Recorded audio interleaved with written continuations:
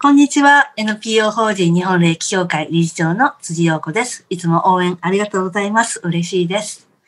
そして今日は対談相手のカナダ支部のナスリンです。よろしくお願いします。じゃあナスリンさんと2人で今日も進めたいと思います。今日のね、テーマはね、アチューメントそのものについて、それからね、霊気そのものについての質問を集めてみました。今日もじゃあ読み上げるところからいきます。私は1ヶ月前に他のスクールで霊気アチューメントを受けましたが、アチューメントを受けた時も、そして21日間の自己ヒーリングの宿題の時も、今も何も感じることができていません。本当にアチューメントやってもらえたのかなと、すごく失礼なことを思い、だんだん不安になってきてしまいました。自分で霊気とつながれていることを確認する方法はありますか？という。私も全くそうでした。最初にアチューメント受けた時なんて、霊気全然信頼してなかったし、流れてるなんて全然わかりませんでしたから。はい。いや、でも今は一体どこのスクールの誰から学んだんですか？ね怪しい。いやいや。ほんで、ナスリンさんはその時これどう克服しました？どうしたのかな。私の場合は野外での大きな霊気サークルで真ん中に立ってた時に本当になんかスイッチがオンになったみたいにってなんか分かったんですよ。それは私がラッキーだったからかしら。でそれでこう分かるようになったんで、ほんのちょっとだったんだけど、その後は分からなくっても、感じられなくっても、一回その経験があったんで、もう信頼して、どんどんもうただやるだけやってました。はい。なるほどな。そうですね。うちの教会ね、アチューメントは必ずお部屋で対面でやるっていう形をとって講座やってるじゃないですか。で、やっぱね、その理由の一つはそこです。今、ナスリーさんが言ってくれたようなこと。アチューメントを受けた後にたった一回でもいいから、エネルギーを感じるっていうことが体験としてその人が持ち帰ってくれると、その後、家帰ってあれ全然無理だみたいになっても、あの時の感覚を頼りに、21日間の自己浄化の宿題とかやってくれるんですよね。で、そんなんやってるうちにだんだん感じられる日が増えてきたりとか、体験も増えてくるんで、面白くなってくるんですよね。だから、できればね、そうやってエネルギー感じる体験を持ってもらいたいなっていうのはね、すごく思ってるし、心がけて講座をやってるんですよね。そうですね。で、それって、一人でやってるよりも、グループで皆さんと一緒に練習やるとずっと感じられる効果が、感じられる可能性っていうかがアップしますよね。そうですね。うちの教会だったら、セミナールーム、同じセミナールームで毎回やってるから、貸し会議室とかね、そういうとこでやってないから、いつもそこでアチューメントを行ってると、部屋がね、もうすんごく濃密な霊気の空間になってるんで、そこへ来てもらってね、いろいろやってもらうと、感じやすいかなっていうね。受講生さんが私のとこに来て、アチューメントを受けて練習しますよね。で、うちに帰ると、なんか、あんまり感じられなくなってしまった。アチューメントを受けた日は、そこでやった時にはすごい感じられてたのに、うちに帰るとなんか、霊気が弱まっちゃったじゃないですけども、あんまり感じられないっていうのはやっぱりね、みんなと一緒にやってるし、アチューメントを受けたてだから、だけど、その体験を覚えといて、絶対そんな風に毎日練習してたら、上がっていきますよ。ですね。はい。ちなみに自分が霊気とつながれていることをね、ご自宅で、確認する方法はありますかっていうのも書いてくれてるけど、これナスリンさん、受講生さんにどんな風に言ってます？こういう質問。どうやって言ってるかな。私はね、つながれてるかどうかよくわかんなくても、初心者の頃はよくわからないもんだから、もうつながれた体で、セルフヒーリングなり、呼吸法をスタートしてくださいって言ってるんですよ。で、15分から20分ぐらい経つと、だんだん心地よくなってきて、頭もほわんとしてきて、こう、いい感じ。ちょっと大げさに言うと温泉入ってるみたいな。なってくるんで、心地よくなってきたらうまくつながれてるっていう、合図だと思ってほしいって言っていて、逆にまあ15分、20分やっても全然気持ちよくなかったりね、時計チラチラ見ながら、まだ5分しか経ってないみたいな、こういう時あるじゃない。もうこういう時はうまくつながれてないから、もう切り上げてって言ってるんだよね。そうですね。考えてみたら、はい。まあ、だんだんね、手慣れてきたらね、もう2、3秒でバチッとつながれるようになりますよね。はい。はい、じゃあ、続いてちょっと読み上げてみます。はい。私は今年、西洋式霊気をオンラインで英語で習い、つまり遠隔アチューメントですね、今年ね。アチューメントを受けたのですが、最近の西洋式霊気のアチューメントは、薄い式のアチューメントと少し異なります。チベットのシンボルや気候の呼吸法とかもミックスされています。私は霊気とはつながれていると思いますが、日本に行った時に改めて日本伝統式霊気のアチューメントを受けた方がいいのか考えたりもします。これについてお二人の意見が聞けたら嬉しいです。日本に行く機会があって、日本霊気協会で、学び直せる機会があるんだったら、ぜひ行ってください。最高の笑顔で言ってくれたね。嬉しいですね。そうだな。この、チベットのシンボルとか気候の呼吸法が混ざってるっていうことは、霊気の講座を受けに行かれたんだろうけども、そこの先生が他のいろんなメソッドもいいなと思うものをこう取り入れてくっつけて、一つの講座にされてるような感じがしますね。はい。まあ、でも、どうなんだろうな。まあ、でもうちはあれだもんな。アチューメントそのものも基本対面でやってたりとかしてるし、まあさっき言ったようにあれですね。対面の良さはエネルギーを感じてもらいやすくて、結構皆さんうわーって言ってワーキャー言いながらやってますから、それを体験しに来てもらえたら嬉しいな。多分より一層面白くなるんじゃないかなと思いますね。はい。こっちではそうやって多いと思うんですよね。霊気だけを伝えるんじゃなくて、ほら、霊気ってすごい奥深いんだけど、シンプルだから余計どうやって伝えたらいいかわからなくって。それで、カナダだと、カナダ霊気協会は講習は8時間の講習をやってくださいって決めてるんですよね。ということは、なんとかしてその8時間ね、時間を費やさないといけない。でも霊気ってシンプルすぎて、あんまりよく分かってない人はどうやって伝えたらいいか分からないから、なんかいろんな他の要素を持ってきて、その8時間を埋めるって言っちゃっても、なんかきっとそんな感じになってたりもするところがあるかななんて思ってるんですよね。なるほどね。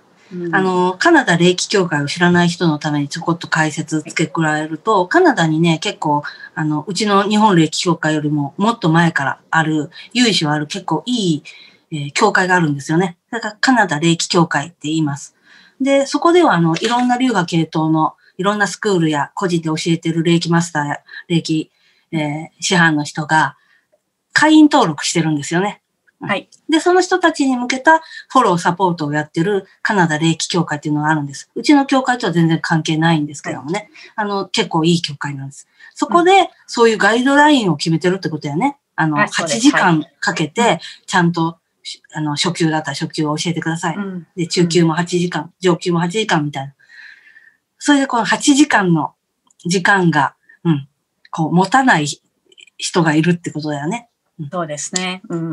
で、まあ、例えば、霊気とヨガを組み合わせるとか、霊気と生態を組み合わせるとか、霊気と占いを組み合わせるとか、霊気と他の、ホリスティック系、東洋医学系ヒーリングを組み合わせるとか、まあ、霊気と心理カウンセリングを組み合わせるとか、そういうことだよね。なんかスピリチュアル系のメソッドとか。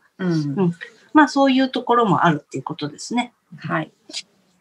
まあ、そうですね。よかったら来てもらえたら嬉しいですね。だって、そもそものオリジナルな臼井先生の霊気、特に日本の人には知ってもらいたい。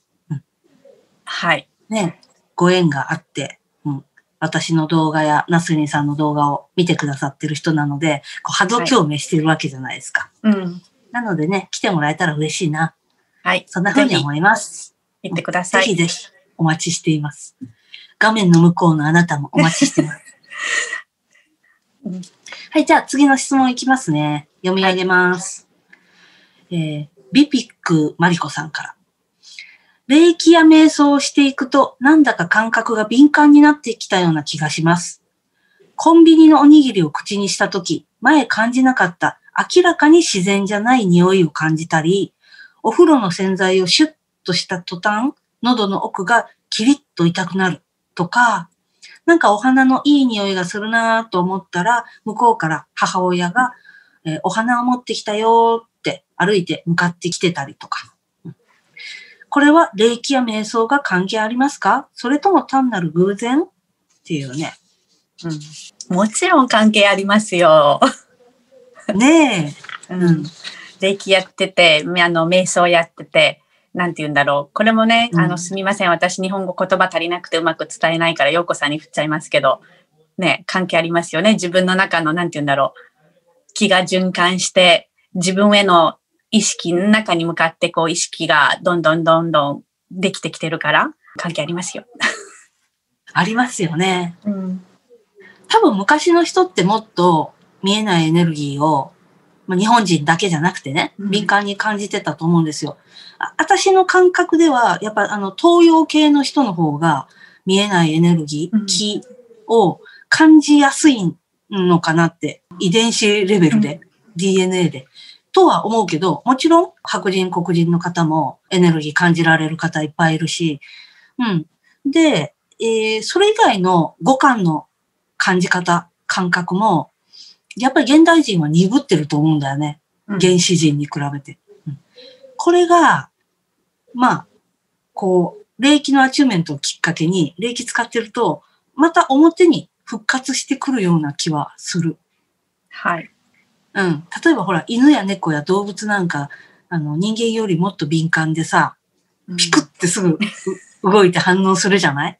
はい。本当は人間も動物だから、あれぐらい察知するはずなんだよね。だけどやっぱり危険があんまりなくなってきて、この現代社会で生きてると、鈍くなってんのかなっていう感じはしてます。これが再び研ぎ澄まされる方向には行きやすいだろうなって思うんよね。はい。そうですね。他の動画でお伝えしたけど、普段私たちって現代人って思考の脳みそをオンにして、感覚を感じる脳みそをオフにしちゃってる、この癖がついちゃってる人が多いと思っててね。仕事の時とかその方が便利だから。だけども、霊気使う時って感覚のこのスイッチをオンにする。これをやり出すので、再び感覚の方が研ぎ澄まされてくるのかなっていうふうな。どう思う？はい、そうだと思います。全くその通りだと思います。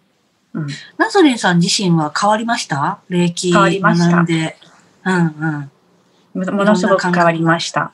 まず多分ね、感謝の気持ちがすごく今は自然に出てくるし、本当にそういうふうに思える。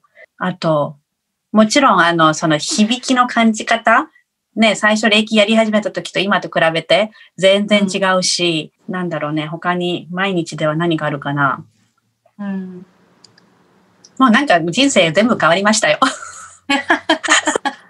なんかね、これ10年前の私だったら絶対こんなこと言わなかったけど、霊気やっててよかったし、霊気が本当に導いてくれてる感じはすごくします。肉体的なヒーリングよりも、そういう精神の目で、すごい霊気に助けられてるかなって思います。私もそう思います。霊気に出会ってなかったら、どんな人生だったんだろうって思うもんね、時々。ちょっと、今のこの人生が、私の自分のキャラ的には、ちょっとありえない人生になってるんですよ。で、肩書きとかちょっと立派になりすぎて自分でヒーってなるぐらいだけど、もうそもそも私人と喋ることができないぐらいの子だったから、本当ちょっとびっくりですね。ね、やっぱり霊気ってすごいですよね。すごいと思う。なんかみんなもこのなんか今自分らしい人生を満喫してる人はいいけど、そうじゃない人も案外多いと思うんだ。なんか自分らしくない。もっと伸びやかに、もっと楽しく、もっと喜びあふれる人生生きたいけど、なんか気がついたら、恵まれてるんだから感謝しなくっちゃ、みたいな。この人生でも十分幸せなんだから、もっと幸せって思わなきゃ、みたいなさ、こう自分に言い聞かせる感じ。そうじゃないんですよね。そう。なんかちょっとだけ自分に正直になってみなよ。本当は感謝すべきって思ってるけど、しんどいんじゃないみたいなね。なんかこのしんどいのを認めちゃったらもう、なんかすべてアウトになっちゃいそうで、感じないように踏ん張ってる人がいるかなって思ったりするんだよね。陽子さん、その話他の動画でしましたよね。確か。出たかな。なんかしたような気がする。いや、昔本当私もう笑えるぐらい感謝なかったもん。で、本当に口先だけでさ、ありがとうございます、感謝してますって言ってたけど、口先だけっていうのをすごい自分で分かってたからさ、めっちゃ性格悪いわ、私、とか、こんなに感謝ない人間もなかなかおらんやろぐらい思っててさ、でも感謝うぜえぐらい思ってたからね。だから本当、今、本当にね、寝るときにね、今日も最高だったって思って寝てんのね。この醍醐味にみんなたどり着いてほしいなと思っててさ、そういう人一人でも増やしたい。そうですね。で、多分、見てる人、私の前だったらきっとね、この動画見て、わあ、陽子さんすごい、陽子さん、で、自分を陽子さんと比べてしまうと思うんだけど、きっとそうじゃなくって、1時間前の自分と比べなきゃいけないんですよね。その他の人と比べるんじゃなくって。そうだよね。まあ、それで言うと本当、あれだよ。私、体さ、他の人より弱いからさ、寝込んでる日多いのよね。そしたら、ついつい元気な人と自分を比べて、ああ、また寝込んじゃってるとかね。で、悪気ないんだけど、やっぱり霊気の受講生さんとか、私の周りの友達が、なんか、陽子さん霊気やってるのになんで寝込むんですかとかね。まあ、友達なんかもっとね、はっきり言うもんね。あんた何十年も霊気やってんでしょ？なんでいつまでも体弱いのみたいなね。だけどやっぱそれも、昔の自分と今の自分を比べるようにしてる。そう。昔より相当元気。今が一番元気。で、あとお肌のシミとかが結構取れてさ、昔の方があったよ。30代の頃とかの方が。実があった。そうなの。今は綺麗なお肌で。今ほんとね、シミがなくて。でもね、マスクずっとしてるやん、この半年以上。そしたらこの辺にね、擦れたとこにほら、UV が当たってさ、紫外線が。で、なんか、そばかすがめっちゃ出てきたよ。なんか、わお。変なところで、ね、影響が出てきますね。ねえ。まあでもともあれ、霊気をやるからって言ってね、人間が超能力者になるわけではなくて、だからまあ、そばかすも増えたりもしますけど、でね、まあ、いくらね、多分、ナスリンさんも年齢より若いねってみんなに言われるだろうし、カナダのお友達とか。私も間もなく53歳。若いねって言われるけど、そういう意味では他のうちの講師の人や、長くね、霊気やってる人、ナスリンさんのお母さんとかも、実年齢より相当ね、若いよね。これ細胞の活性化が起こってんじゃないかなと思う。そうですね。はい。はい。じゃあ、次の質問いってみます。はい。清美さん。素朴な質問なのですが、これまでの人生で自分ではなく何か見えに見えない力、風？何かによって自分自身が動かされた出来事がありました。日本から海外へ住むことになった時も、背中を押されているように扉が開いていくような感覚。昨年後半も自分意識内ではなく、見えない何かに自分の体を動かされているようで、断捨離、部屋の中のお掃除、自分の体のデトックスされて、その後今年に入っては自分自身の生活環境が変わりました。そんな目に見えない何かで動かされるっていうことがあるのでしょうか？教えていただけたら幸いです。さっきちょうど答えてたじゃないですか。はい。私も読みながらそう思いました。全くありますよ。さっきと同じ答えで。はい。私もめっちゃ思いますね。霊気さんのおぼし飯みたいな。はい、はい。扉が開いていくっていうのは私全くそのように感じます。ね、いろんなことがすごいスムーズに次々できてきて、回り道しなくても済んで、こう、まっすぐ次のゴールに到着できているような感じがします。私もします。あれです。渡りに船っていう言葉が日本語であって、なんか、川の岸辺にいる人が、江戸時代とかにね、川の向こう岸に渡りたいな、都合よく船が来てくれたらいいのにって思ってたら、船が来て渡れるっていうのを渡りに船って言うけど、今の扉が開いていく感じっていうのは多分渡りに船のような感じなのかな。そうですね。昨今日本では、ナスリンさん知らないかもしれないけど、引き寄せっていうのがすごいブームだったのね。今もまあまあみんな流行ってて、こう何かを引き寄せる。はい。これね、スピリチュアル系の人の間ですごい流行ってるけど、私は引き寄せるっていうよりは、渡りに船、この扉が開いていく。こうなったらいいなって思ったらこう開いていく。こっちの感じが霊気で起こるように感じてます。はい。感覚的に私もその渡りに船の方が好きかな。こう引き寄せっていうよりも。なんかね、引き寄せようと頑張ってる人って、まあ悪口みたいに聞こえちゃうかもしれないけど、まあ自分もね、何かをこう手に入れたくて引き寄せようとやってるモードの時ね、おびき寄せみたいになってるの。ちょっとこう、いいって感じ。そう。おびき寄せ太郎みたいなね。そうすると案外ね、手に入らないんだよな。そうですね。はい。ともあれ、この人の質問へのお答えとしては、あるって感じですね。扉が開いていく。はい。そしていろんなことが加速しますね。結果的にね。直線コース。これね、臼井先生は生きておられるときはこのことを円滑現象っていう表現で言ってましたね。はい。シンクロニシティって言ってもいいんかもね。なるほどね。はい。都合よくいろいろ起こるんだよね。そうなんですよね。宇宙は私のために動いてるのかみたいな時あるよね。世界は私を中心に回っているんかいみたいな。はい。はい、それ楽しんでほしいですね。霊気を学ぶ人にはね。そうですね。はい、じゃあ最後の質問読み上げます。KY さん。霊気シャワーの時、前かがみにならなくてもいいでしょうか？腰を痛めそうな時、腕の動きだけでやっています。足にも霊気が流れているような気はするので大丈夫かなとは思うのですが、確認させていただければと思いました。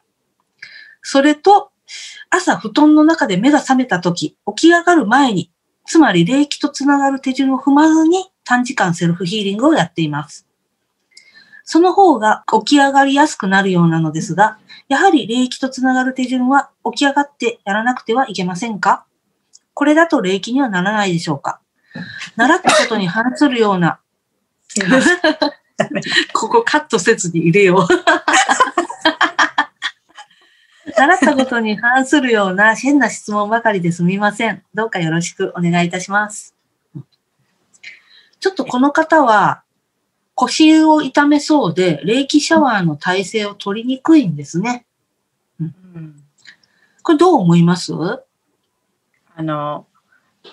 また、その霊気の基本はシンプルであること、霊気が何なのかうまく理解できていれば、やり方っていうのは自分流に合わせていいんですよって私は思います。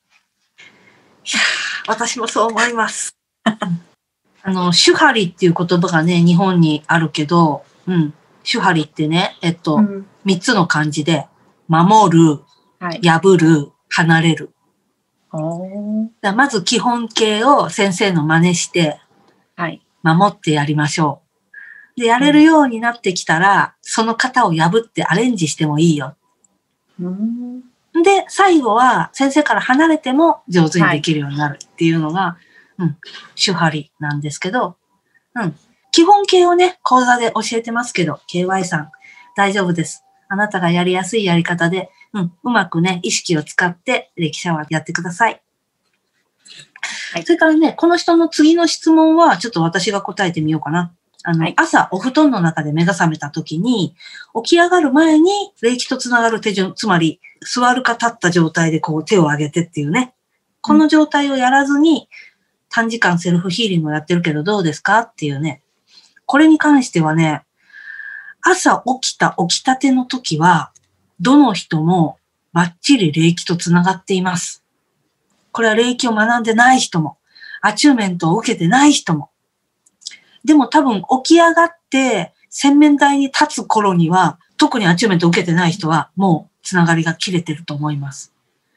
で、この人はアチューメントを受けてる人なので、こう、つながった状態で目覚めて、我々もだけど、そのままやってもらって OK なので、このやり方いいやんって思う人はね、この画面の向こうのあなたも、ぜひやってみてください。朝一番起き抜け、起きたては最高にうまくやれます。はい。私も時々やってます。やってる？だからね、呼吸法をやるときも、朝起きて、もう、洗面せずに、目こすりながら、とりあえずベッドの縁に座って、そのまんま、スタートする。そうするとすごいうまくいくから、やってみてほしいな。つながれてるかわかんないみたいな人はぜひ、起きてすぐ。で、終わってから顔洗いに行く。なるほど。っていうね。はい。こんな感じでね、この人最後にほら、習ったことに反するような変な質問ばかりですいませんって書いてくれてるけど、本当ナスリンさんのすごいいい答えがね、霊気とは何なのかっていうことを分かっていれば、こうするべきっていうべきはね、あんまり霊気にはないんですよ。臼井先生の時代からそもそもあんまりない。なので、基本形はあるけれども、アレンジしてもらって大丈夫です。むしろ面白い工夫をやってる人は、このね、動画のコメント欄に、こんな面白いやり方やってますっていうのをね、教えてほしいぐらいです。はい。ね。聞きたい、知りたいです。ね、聞きたいね。私も結構いろいろ面白いことやってる。ただね、ほら、理事長だからさ、あんまりアレンジバージョン言っちゃうとさ、うち、できるだけオリジナルな霊気をそのまんま伝えてるんで、混乱させてしまうので、師範になってる人とかね、講師の人とかには、時々雑談の中で、こんな面白いやり方あんでとか言ってるんだけど、ね、なかなか初級、中級、上級の方にはね、そういうお話しないように、むしろ心がけてますけど、はい。そんな感じで編み出してほしいですね。はい。楽しみやね。コメントいっぱい書いてほしいね。ナスビンさんすごいコメント書いてもらうの大好きやね。そうなんですよ。はい。日本語でちゃんとお返事を。ね、ありがとうございます。皆さんいつも、はい、コメント本当楽しみにしてるし、ね、はい。返事ね、本当は、時々なんか長々と書きたいような気もするんだけど、ちょっと日本語で返信するとなるとね、こう、考える時間が長すぎて、いつもなんか短い文章なんだけど、ね、すいません。そっか。だけど日本語でああやってね、お返事もらえるのは嬉しい体験と思いますよ。そうですか。よかった。しかも日本語がちゃんと正しいっていうね。間違えた日本語ではないっていう。よかった。それもすごい。最後にもう一つ質問があるんですけども、たかこさんからです。こんにちは、ようこさん、ナスリン。ナスリンから霊気レベル2まで受け、年が明けてからレベル3を受けたいと思っています。最近は霊気にハマってきて楽しんでいる自分がいます。よかった。効果も見えてきたりして、いろんなことに霊気を使いたいとインスピレーションも湧いてきています。最近霊気協会の動画、確か気を整えるための動画だったような、を見ながら呼吸法を意識しながら霊気をしたところ、すごく落ち着いた気分になり、グラウンディングされたような感じがしました。で、確か3つ呼吸法ありましたよね。で、どの呼吸法をどの場合に使ったらいいかとか、もう一度呼吸法について説明していただけると嬉しいです。これからもよろしくお願いしますということです。ありがとうございます。質問嬉しいな。熱心な方ですね、高子さん。動画の向こうの方でね、日本伝統式霊気じゃないのを学んでる方はね、呼吸法自体を学んでないと思います。けれども、あんまり気にしないでください。で、呼吸法なんですけどね、朝昼晩いつやってもいいし、もう自分のお気に入りのものを好きな時にやったら大丈夫です。本当にね、霊気はあんまりルールがない。なので自分の感覚、で大丈夫です。この答えだと、って感じかもしれないけど、逆にね、あんまりこれはいつやらなきゃとか、これはこの時に使うとか、決めてほしくない、ないんです。なぜなら、ねばならぬっていうのがなければないほど、のびのび生きられるから。なので、臼井先生もね、あんまりねばならぬが、多分生きておられて、指導されてた頃からなかったと思う。臼井先生自身もね、霊気をどう便利に使うかとかをいろいろ試行錯誤して、工夫を重ねて、されていたみたいなんで、なので、あまり囚われずに自由にやってください。これだと質問の答えになってないかな。ナスリンさんはどう言ってあげる？高子さんに。同じこと言います。ありゃー。でもだからきっとヨコさんに質問してるんだと思います。そっか。ごめんなさい。いいんですよ。でもそれがやっぱり大切なことだから、基本を分かって、自分流にアレンジ、するのが一番いい。しちゃっていい。むしろしてほしい。試してみて、これがこの時間に自分にとっては効果的だなって思ったらその時間にやったらいいし、これは長すぎるからこっちの短い方がやっぱり私は好きだと思ったらその短い方をいつもやってたらいいしって思います。ですね。はい。とにかくご機嫌な時間を増やす。これが目的です。何をいつどうやるかよりも何のためにやるのか。こっちの方が大事です。はい。なので、どうしても私たちはやり方にとらわれてしまう癖がね、あるんだけれども、何のためにどういう状態になりたくてやってんのっていう、こっちですね。はい。はい。じゃあ、今日はこれで終わりましょうか、ナスリンさん。はい。いつも本当にありがとうございます。応援も嬉しいです。ナスリンさんもありがとう。ナスリンさんコメントめっちゃ待ってますから、お返事もナスリンさん書いてくれますから、ぜひ、感想やこんなことやってるよとか、こんなんやってみたらこうなったよとか、いろいろ、気軽に書いてください。お願いします。待ってます。そして本当に応援ありがとうございます。ほんじゃ、またです。さようなら。さようなら。